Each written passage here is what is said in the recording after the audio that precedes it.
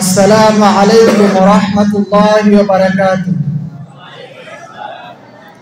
আলহামদুলিল্লাহি রাব্বিল আলামিন ওয়াসসালাতু ওয়াসসালামু আলা রাসূলিল কারীম, আম্মা বা'দ। আউযু বিল্লাহি মিনাশ শাইতানির রাজীম। বিসমিল্লাহির রাহমানির রাহিম। ওয়া ইযা সাআলতুমুহুন্না মাতাআন ফাসআলুহুন্না মিন ওরাই হিজাবিন যালিকুম আতহারু লিকুলুবিকুম ওয়া কুলুবিহিন্না। وقال النبي صلى الله عليه وسلم وعن عبد الله بن عباس أن النبي صلى الله عليه وسلم قال اطلعت في الجنة فرأيت أكثر أهلها الفقراء واطلعت في النار فرأيت أكثر أهلها النساء। উপস্থিত আজকের বাৎসরিক আঞ্জুমানের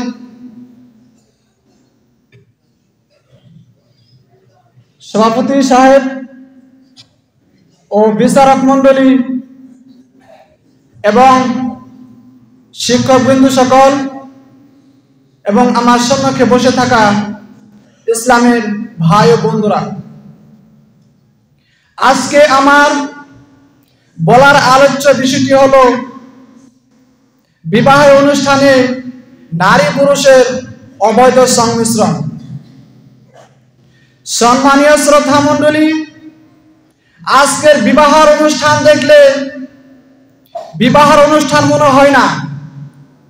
নারী পুরুষ তারা একই সাথে একই প্যান্ডেলে একই টেবিলে খাচ্ছে। যুবক যুবতীরা তারা একই সাথে একই প্যান্ডেলে খাচ্ছে, তাদের কোনো পর্দা নেই। মহান আল্লাহ তাআলা পবিত্র কোরআনের মধ্যে সূরা নূর আয়াত নাম্বার 60 নম্বর আয়াতের মধ্যে বলেছেন, ওয়াল কাওয়াইদু মিনান নিসাইল্লাতি লা ইয়ারজুনা নিকাহান ফালাইসা আলাইহিন্না জুনাহুন আইয়াজানা সিয়াবাহুন্না। যে বৃদ্ধ মহিলা, যে বৃদ্ধ মা, যে বৃদ্ধ নারী বিবাহের আর কোনোদিন আশা রাখেনি, সে যদি পর্দা বা বোরখা না পরে থাকে সে তার জন্য কোনো অপরাধ হবে না। আজকাল আমাদের সমাজে তা উল্টো চলছে। দেখবেন যখন নাকি যে বুড়ি মা, যে বুড়ি দাদি কোথাও যাবে, তার নাতিনকে বা পুত্রীকে সাথে করে নিয়ে যাবে, তখন দেখবেন যে বুড়ি আম্মা তাকে সাজিয়ে গুজিয়ে বুরকা পিঁধে ভালো করে ঢেকে বিবাহ বাড়িতে নিয়ে যাচ্ছে। আর তার সাথে একটি যুবতী মেয়ে, 18 বছরের মেয়ে, তাকে দেখবেন যে প্যান্ট শার্ট পরে তাকে বিবাহ বাড়িতে নিয়ে যাচ্ছে। আমাদের সমাজে কত উল্টা চলছে।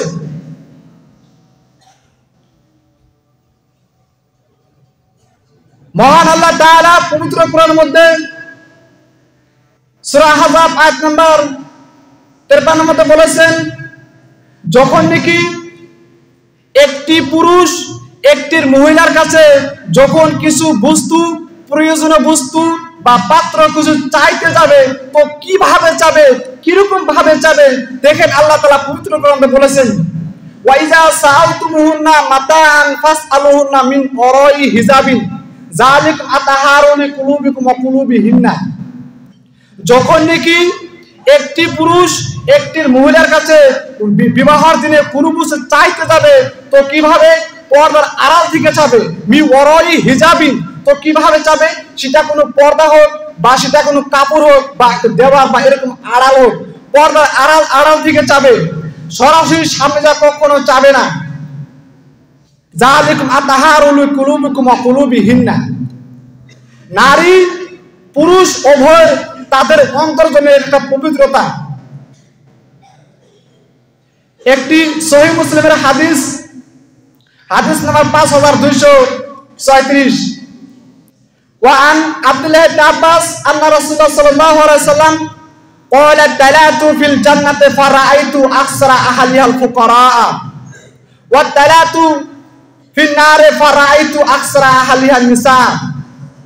যখন নাকি রাসূলুল্লাহ সাল্লাল্লাহু আলাইহি সাল্লামকে মিরাজের সময় জান্নাত দেখাতে নিয়ে গেলেন, তখন রাসূলুল্লাহ সাল্লাল্লাহু আলাইহি সাল্লাম তার মাথাটাকে একটু হেলিয়ে দেখলেন যে অসংখ্য লোক, দরিদ্র লোক, অসহায় লোক, তারা দৌড়ে দৌড়ে যুগে যুগে তারা জান্নাতে প্রবেশ করছেন। তারা কেন জান্নাতে প্রবেশ করছেন? তারা দুনিয়াতে অসহায় গরিব লোক ছিল। রাসূলুল্লাহ সাল্লাল্লাহু আলাইহি সাল্লাম বলছেন সবথেকে খারাপ খাবার হচ্ছে ওলিমার খাবার। শাররুত তুআমে ওলিমা, সবথেকে খারাপ খাবার কেন ওলিমার খাবার কেন খারাপ বলছেন? দেখেন আমাদের সমাজে কোথাও একটা বড় বাড়িতে যখন বিবাহ হয় তখন দেখবেন যে বড় বড় প্রফেসর, বড় বড় মাস্টার তারা সে বিবাহর দাওয়াত পাচ্ছে। আর যারা নাকি দুনিয়াতে অসহায় গরিব লোক তারা সে বিবাহর দাওয়াত পায় না। মহান আল্লাহ তাআলা বলেছেন যাদের নাকি বিবাহর ওলিমার খাওয়া তাদের হক তারা পায় না, আর যাদের নাকি হক না তারা বিবাহর দাওয়াত পাচ্ছে। ওয়া দালাতু ফিন নারে ফারাইতু আকসারা আহলিয়া নিসা। আবার যখন নাকি রাসূলুল্লাহ সাল্লাল্লাহু আলাইহি সাল্লাম তাকে জান্নাত দেখাতে নিয়ে গেলেন তখন একটু মাথা হেলিয়ে দেখলেন যে অসংখ্য দরিদ্র তারা মেয়েরা, তাদের নারীরা তারা জাহান্নামে প্রবেশ করছেন। তখন বললেন কেন তারা জাহান্নামে যাচ্ছেন? তখন বলেছেন যে তারা যখন বাড়ি থেকে বিবাহ অনুষ্ঠানে যেত তারা কোনোদিন পর্দা করতো না, তাকফুরুনা আশিরা, তারা কোনো স্বামীর অনুসরণ করতো না। অবশেষে আমি এখানে বলে আমার বক্তব্য শেষ করছি।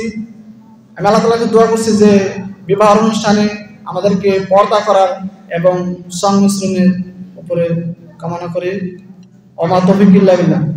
আসসালামু আলাইকুম ওয়া রাহমাতুল্লাহি ওয়া বারাকাতুহু।